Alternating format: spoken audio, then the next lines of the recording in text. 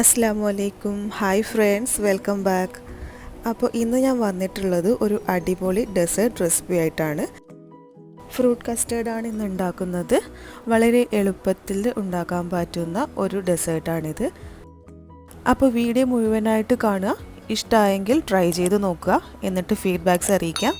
ഫ്രൂട്ട്സും നട്ട്സും ഐസ്ക്രീമും ഒക്കെ ചേർന്നിട്ടുള്ള വളരെ ടേസ്റ്റി ആയിട്ടുള്ള ഒരു ഡെസേർട്ടാണിത്. അപ്പോൾ നമുക്കിത് എങ്ങനെയാണ് തയ്യാറാക്കാൻ നോക്കാം.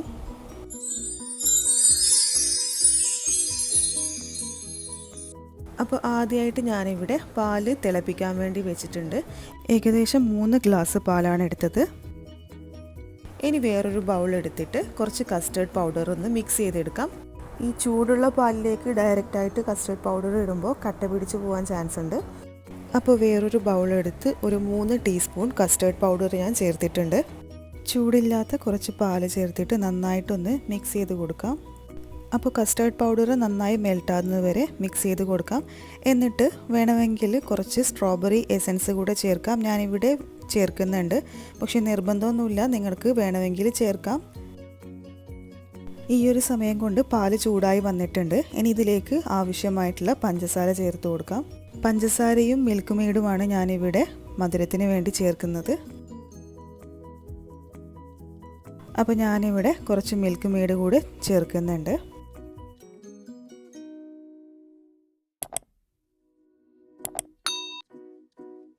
ഇനി ഇതിലേക്കൊരു 2-3 തുള്ളി വാനില എസൻസ് കൂടെ ചേർക്കാം.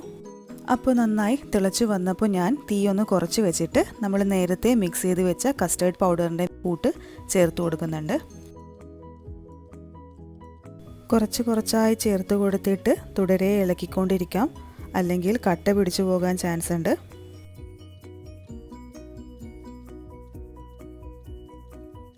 അപ്പോൾ ഇതാ നന്നായി മിക്സായി വന്നിട്ട് ഒന്ന് തിളച്ച് വന്നപ്പോൾ ഞാൻ തീ ഓഫ് ചെയ്തിട്ടുണ്ട്.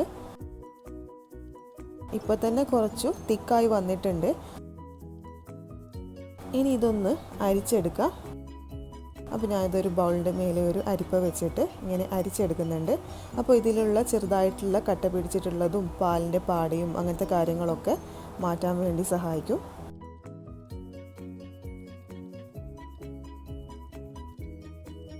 അപ്പോൾ ഞാനിവിടെ നന്നായി അരിച്ചെടുത്തിട്ടുണ്ട്. അതിലുള്ള തരിയൊക്കെ മാറിയിട്ടുണ്ട്. ഇനി ഇത് നമുക്ക് തണുക്കാൻ വെക്കാം. ചൂടൊന്ന് ആറിയതിനു ശേഷം ഫ്രിഡ്ജിലേക്ക് വെച്ച് തണുപ്പിച്ചെടുക്കാം. ഈ ഒരു സമയം കൊണ്ട് ഞാൻ കുറച്ച് ഓറഞ്ച് ജെല്ലി ഉണ്ടാക്കുന്നുണ്ട്. കുറച്ച് ഡെക്കറേഷന് വേണ്ടിയിട്ടാണ്, നിർബന്ധമൊന്നുമില്ല, നിങ്ങൾക്ക് വേണമെങ്കിൽ ചേർക്കാം. അപ്പോൾ ഞാനിവിടെ പാക്കറ്റിൽ പറഞ്ഞിരിക്കുന്നത് പോലെ ജെല്ലി പൗഡറിൽ കുറച്ച് ചൂടുവെള്ളം ഒഴിച്ചിട്ട് ഒന്ന് മിക്സ് ചെയ്ത് മെൽറ്റാകുന്നത് വരെ മിക്സ് ചെയ്തിട്ട് പിന്നെ അതിലേക്ക് കുറച്ച് പച്ചവെള്ളം കൂടെ ഒഴിച്ചിട്ട് സെറ്റാവാൻ വേണ്ടി വെക്കുന്നുണ്ട്. അപ്പോൾ ഇത് നന്നായി മെൽറ്റായപ്പോൾ ഞാൻ കുറച്ച് പച്ചവെള്ളം കൂടി ചേർത്തിട്ട് ഒന്ന് മിക്സ് ചെയ്തിട്ട് തണുക്കാൻ വേണ്ടി വെക്കുന്നുണ്ട്.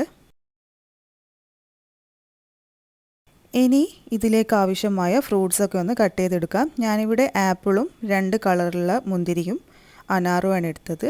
അത് നിങ്ങൾക്ക് ഇഷ്ടമുള്ള ഫ്രൂട്ട്സ് ഏത് വേണമെങ്കിലും ഇതിൽ യൂസ് ചെയ്യാം. പപ്പായയോ മാംഗോയോ ഏതാണെന്ന് വെച്ചാൽ നിങ്ങൾക്ക് യൂസ് ചെയ്യാം.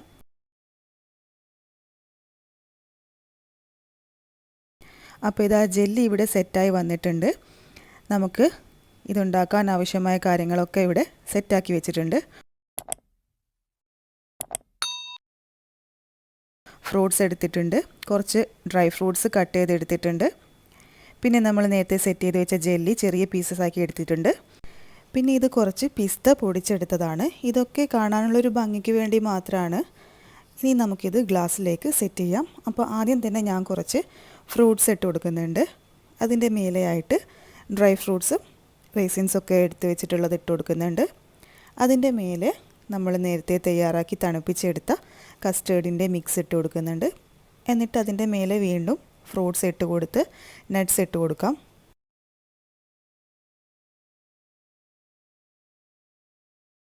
എന്നിട്ടിത് കവർ ചെയ്യുന്ന രീതിയിൽ വീണ്ടും കുറച്ച് കസ്റ്റേർഡ് ചേർത്ത് കൊടുക്കുന്നുണ്ട്. എന്നിട്ട് അതിൻ്റെ മേലെയായിട്ട് ഒരു സ്കൂപ്പ് വാനില ഐസ്ക്രീം കൂടെ ചേർത്ത് കൊടുക്കാം. ഇനി ഇതിന് മേലെയായിട്ട് കുറച്ച് ജെല്ലിയും അതിൻ്റെ മേലെ കുറച്ച് പിസ്ത പൊടിച്ചതും നട്ട്സും ഒക്കെ ചേർത്ത് ഒന്ന് അലങ്കരിച്ചെടുക്കാം. വേണമെങ്കിൽ നമുക്ക് കസ്റ്റേർഡിൻ്റെ കൂടെ തന്നെ ഫ്രൂട്ട്സൊക്കെ മിക്സ് ചെയ്തിട്ട് ഒരുമിച്ച് ചേർക്കാം. പക്ഷേ ഞാൻ എപ്പോഴും അങ്ങനെ ചെയ്തപ്പോൾ ഈ ഫ്രൂട്ട്സിലുള്ള വെള്ളത്തിൻ്റെ അംശമൊക്കെ മൊത്തം കസ്റ്റേർഡിലോട്ട് ഇറങ്ങിയിട്ട് കസ്റ്റേർഡ് ലൂസായി പോയിട്ടുണ്ട്.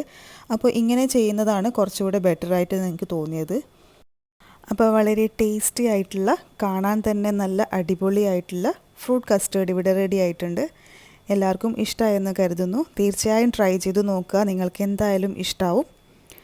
അപ്പോൾ വീണ്ടും നല്ലൊരു വെറൈറ്റി ഡിഷുമായി കാണുന്നത് വരെ ബൈ. Thank you.